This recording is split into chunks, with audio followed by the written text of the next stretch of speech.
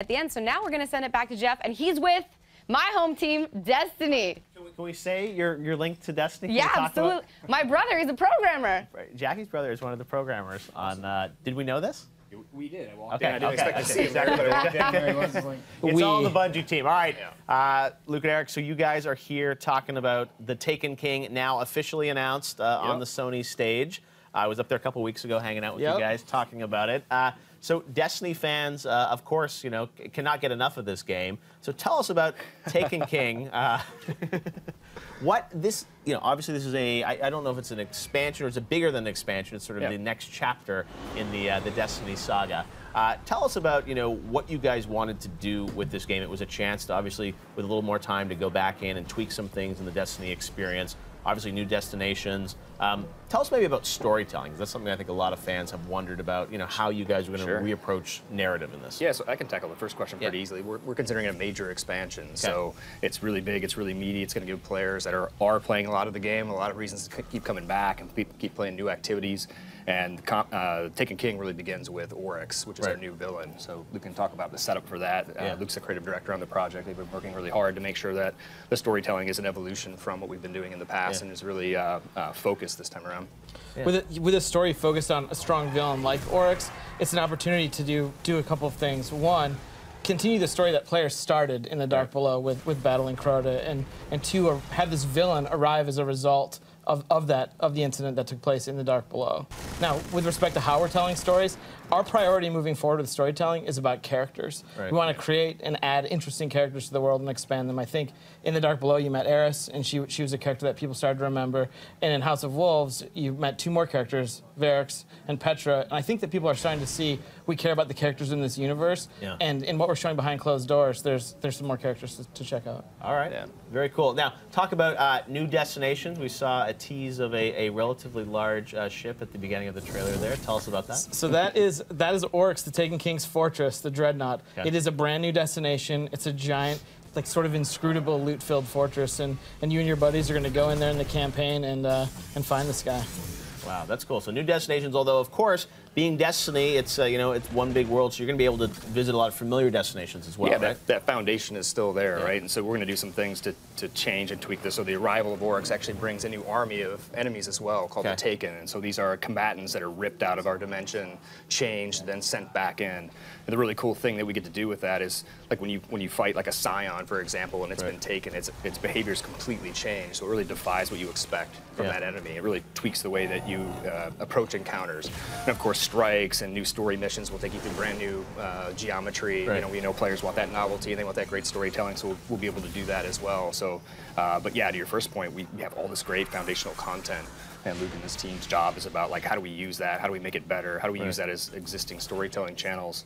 And then we're also going to have really fun stuff on the show floor based on fan feedback. So we've got hands-on with 4 multiplayer maps. We've got some objective-based Crucible play, which a lot of people have been asking for. And of course, a mode, Mayhem, that's going to show off the brand new supers, which the supers are just some of the supers that are teased in the trailer there. I mean, they're kind of the thing that players are probably most excited about. Like, going to new places is awesome. Having new enemies to fight is awesome. But when we overdrive the character and give you brand new powers to unleash on these guys, like, that's kind of what the game's about. Like, building your monster-killing machine and taking them out into the world and doing it. Yeah, we had like 20 days into a Warlock, and it was the thing that motivated me to start a Titan, right? That thermal solar, hammer firing off. I'm like, man, I gotta get my hands on that. You gotta get there, and I'm sure you did. Well, internally, sure, but I want it on my guy. Like, my guy's so much more important than my internal guy, right? Now, obviously, people want to know, Raid, what can we expect this time? Well, I'm not going to talk at all about what's in the raid this time, but there is a raid this time, and it's going to be, I mean, it's our biggest raid yet. We're really excited about it. I don't want. So here's the thing: people want to talk about difficulty and how hard it is. They want the challenge. They want to be watching. You know, and if streaming. if I say like, oh, it's our hardest raid yet, like, someone's just gonna slap me with that as soon as the game comes out. And they're like, we beat it. And it wasn't that hard. In 13 hours. Like, blindfolded. Like, you can't gamble against the players. Like, the players are, no matter how difficult we make something, they're always going to find some incredible way to human do distributed computing network. But they love but they love that hive mind, loves to be challenged, and I'm sure Bungie is up for challenging. It's gonna be really fun to watch the raid firsts go up on streams. Those are always really cool to watch, to see how players tackle the challenges, and there's the approach that we expect, and then there's what they actually do. So it's really cool to watch. It can be very different sometimes. Now, this game obviously is going to be coming out out in September, right? Yep, September 15th. September 15th, the Taken King. Now, how is this going to come out? I mean, obviously, if you own Destiny already, this will be sort of an expansion. How is it going to cost? How's it all going to work? So there's two ways that we're approaching it. So if you're already playing Destiny and you have, the Dark Below and you have House of Wolves, then you can get the digital upgrade for $40. Okay. And if you're brand new, if you've heard about it from a friend or you're waiting to get a PlayStation 4 and you want to jump in for the first time, we have the Legendary Edition SKU, and that has everything you need. Okay. So not only First game, 2 expansions. Destiny 1, yep, both packs, and then the Taken King, and of course it's got all the updates under the hood that we've made to the experience. So you get the benefit of all the people that have played for the year and helped us refine it and shape it and make it better, and everything that's influenced the decisions that Luke has made in the Taken King, you get that all rolled up, right? How much is that?